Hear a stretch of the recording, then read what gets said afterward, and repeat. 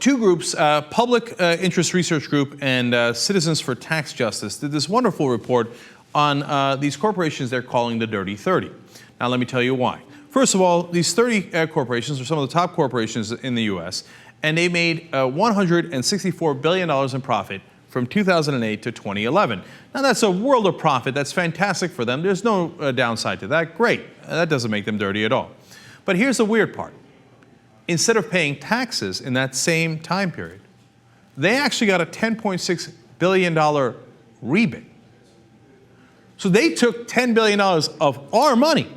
No, but wait a minute, you made $164 billion in profit. Why am I giving you money? Because, of course, they worked the system, they got the loopholes, and we'll show you how they did that in a second. But overall, when you count the taxes they should have paid at a 35% tax rate, which is what the corporate rate is, and the taxes that they got the rebate on, they had a total savings in that same time period of $68 billion. Okay, so now think about what that costs us. For the average taxpayer in America, for these incredibly profitable corporations, we in essence took $481 out of our pockets and gave it to them.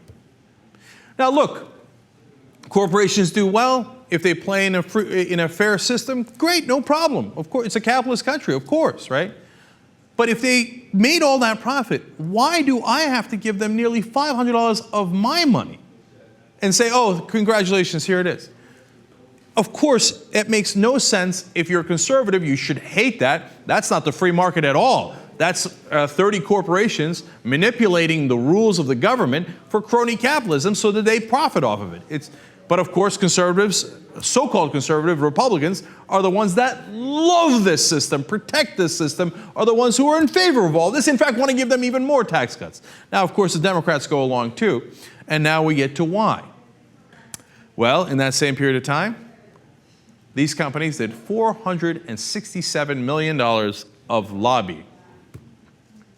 $467 million. But remember the return. They got $68 billion in return.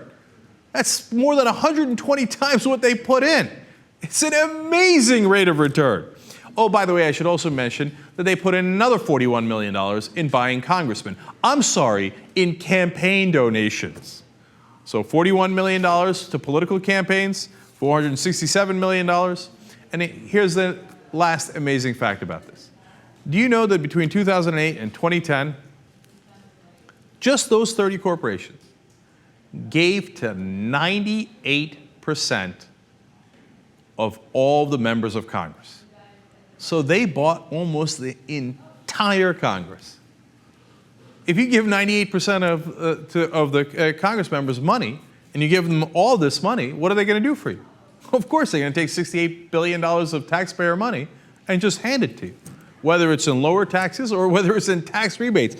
I can't believe we just flat out gave them $10 billion of our money. This is how they buy our government, man. There's no choice but to make sure we do public financing of elections and stop corporations from giving unlimited money to politicians.